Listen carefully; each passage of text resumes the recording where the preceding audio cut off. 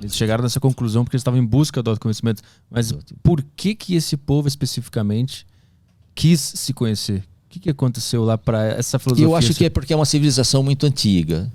Por ser uma civilização muito antiga, que já tinha passado por algumas experiências, porque a Índia tem uma produção filosófica invejável. Só que o mundo ocidental começa a falar de filosofia a partir de Sócrates. Como se antes de Sócrates não tivesse nada na China ou na Índia que desenvolvesse um pensamento filosófico. Então nossas escolas de filosofia ocidentais são meio cruéis, até as acadêmicas. Então você tem lá na própria Universidade de São Paulo o sânscrito. E você tem um pouco da filosofia oriental nesse departamento de sânscrito por conta da língua, não por conta da filosofia. Uma das pouquíssimas escolas de filosofia oriental que existe no Ocidente é na Argentina, na Faculdade de Salvador, na Universidade de Salvador, universidade da onde vem o Padre Francisco, ela tem um departamento de estudos orientais. E agora, mais recentemente, a gente também começa a ver no Brasil departamento de estudos orientais, tem na PUC, tem que as pessoas começam a estudar aquela filosofia, senão você tinha que escolher para estudar isso fora do ambiente acadêmico.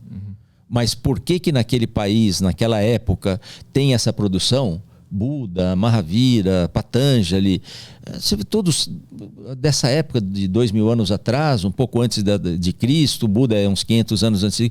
Como é que houve tanta produção de pensamento, de filosofia, de atitude? Eu acho porque era uma cultura bem antiga, já uma cultura que tendo passado por algumas experiências, começou a se interessar por isso. E difere o tipo de filosofia oriental para ocidental no sentido de que lá é mais espiritualizado e aqui é mais materialista ou não? Se você comparar a Índia de hoje com o Ocidente de hoje, está tudo igual. Mas porque a gente importou ou porque a gente exportou? Essa coisa de globalização, eu fui várias vezes para a Índia. A primeira vez que eu fui foi em 1979. Depois eu voltei em 1998. Portanto, 20 anos depois. A Índia tinha mudado completamente. A partir de 98, eu fui por mais 20 vezes todo ano. E cada ano era diferente. A Índia muda. Mas em que sentido? O que muda? Ela muda porque se torna uma economia forte. Então eles estão fazendo um trabalho enfim, é uma população enorme, não é? De empregabilidade, de cultura, enfim, estão crescendo muito economicamente. Claro que a distância entre o rico e o pobre também aumenta, porque a quantidade de pobres na Índia é muito grande, mas eles vão se desenvolvendo hoje querendo as coisas que o ocidental quer.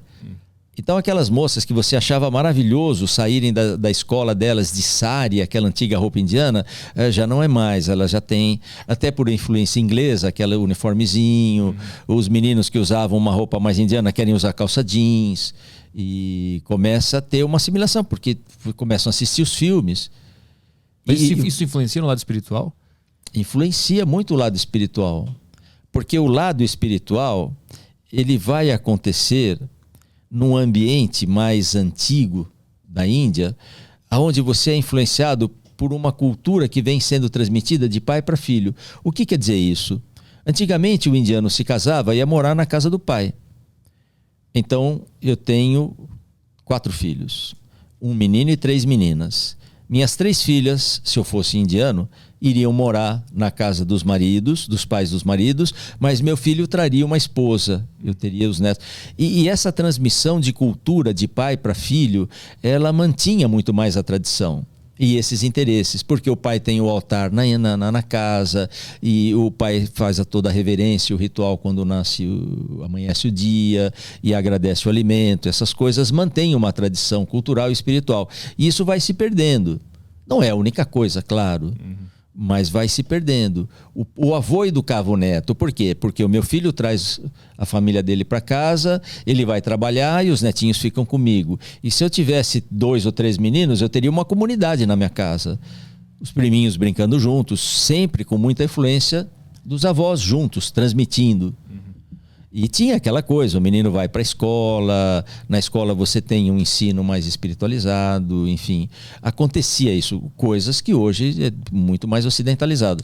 É só por isso que acontece? Né? Não, tem muitos outros fatores que desviam também dessa espiritualidade. Mas também, ao mesmo tempo que eles se ocidentalizaram, a gente também começou a se interessar mais pela cultura filosófica deles, né? E tem, é interessantíssimo. Tem livro aqui agora pois é. sendo vendido e todo mundo pesquisando sobre os gurus de lá e tal. Tem muito livro, tem muito intercâmbio, né, de gurus. Eu mesmo já importei professores da Índia para dar aula no nosso curso de monte. Uhum. E é maravilhoso isso. E agora com essa coisa de internet, então, eu não preciso nem pagar a passagem, buscar o professor no aeroporto. Eu estava lembrando meus alunos na aula da manhã, um Swami Anubhavananda, é um Swami bastante conhecido na Índia, ele já veio para o nosso curso algumas vezes a meu convite. E numa das vezes ele diz assim, quando o Marcos foi me buscar no aeroporto, ele estava muito feliz quando eu cheguei. No segundo dia ele estava mais feliz, no terceiro dia ele estava... Hoje ele está radiante, porque é o dia que eu vou embora. E ele diz, uma visita é que nem peixe, vai ficando... Enfim, não é bem assim. Eu com muito prazer recebi esses professores, muitos deles até amigos. Mas, gente, é muito mais fácil. Professor, se eu dar uma palestra para o meu aluno aqui, os cursos ficam muito mais baratos. Então, esse intercâmbio aumenta com toda essa possibilidade de internet, de aula pelo Zoom, enfim. Mas o que acontece? Nós nos interessamos pela cultura indiana e o indiano também se interessa pela nossa cultura. Existe uma troca. O indiano, ele é um pouco mais fiel a cultura antiga dele. Eles já sofreram muitas invasões. Existe alguma coisa lá no indiano que ele não muda. Por exemplo, você vai a qualquer lugar na Índia, tem McDonald's. Mas nenhum McDonald's com carne de vaca. E você vai ter várias opções de sanduíche vegetariano. Uma vez eu fui com meu filho a uma Pizza Hut. Oh, legal, vamos comer uma pizza. Porque tem hora que você cansa da comida indiana. Você chega... super feliz com a comida indiana, que gostoso, é apimentado, é saboroso, mas tem hora que cansa. Vamos comer uma pizzazinha normal aqui. E eu achei que era uma pizza de quiabo, porque era tudo cortadinho assim na vertical, as rodelinhas. Era pimenta, cara. É pizza de pimenta. Aonde é que mais no mundo vai ter Pizza Hut de pimenta? Lá tem. Uhum. Então ele muda o indiano, mas não muda tanto assim. Sim, o pilar continua o mesmo. O pilar continua o mesmo. Então eles já sofreram invasões, eles já se adaptaram à cultura do invasor, mas alguma coisa lá no alicerce do indiano fica. E eles acabam depois... aquilo vem em ebulição. Uhum. Eu me lembro várias vezes de ter um choque dessa coisa de cultura. Eu estava lá no curso, eu fui com a minha esposa, nos casamos e fomos. Não era viagem do lua de mel, sempre aviso isso, mas, né, como eu digo, antigamente namorados não viajavam juntos, né? Então, já que vai casar, casa e viaja casado, tá bom. Esse era um motivo. Aí, no final do curso, um amigo chamado Ashok, ele me disse assim, Marcos, fica mais uma semana aqui que você vai para o meu casamento, você vai ser meu convidado. O casamento indiano é uma festa de 3 dias.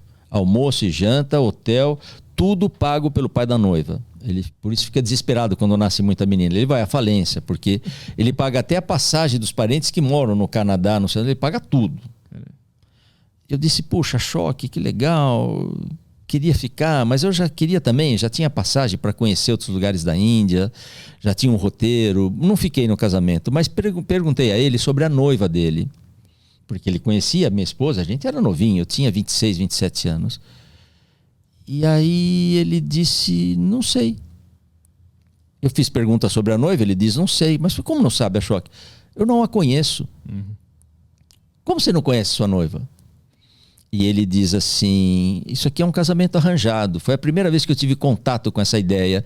Imagine, eu recém-casado com a minha esposa, que eu escolhi. Fui. Claro que minha mãe já tinha me apresentado um monte de meninas. Olha a filha da fulana, como é boa menina, casa com essa, casa com aquela. E eu achava um absurdo essa ideia de casar com quem a mãe recomendou. E aí digo, choque, mas como isso, cara? Ele disse, aqui na Índia o casamento não é entre 2 pessoas, é entre 2 famílias. E eu fiquei com aquilo na cabeça pensando, isso é um povo primitivo, bárbaro. Imagina, o pai manda você casar, você vai lá e casa com a menina. Mas eu não me aguentei e perguntei, mas você gosta da sua noiva? Ele disse, ainda não. Claro que não conhece, ainda não. Uhum. Com a convicção de quem vai casar e vai gostar. Então o que acontecia ali? Era eu, um ocidental, querendo pensar na cultura indiana com a cabeça do ocidental. Não dá certo. Uhum.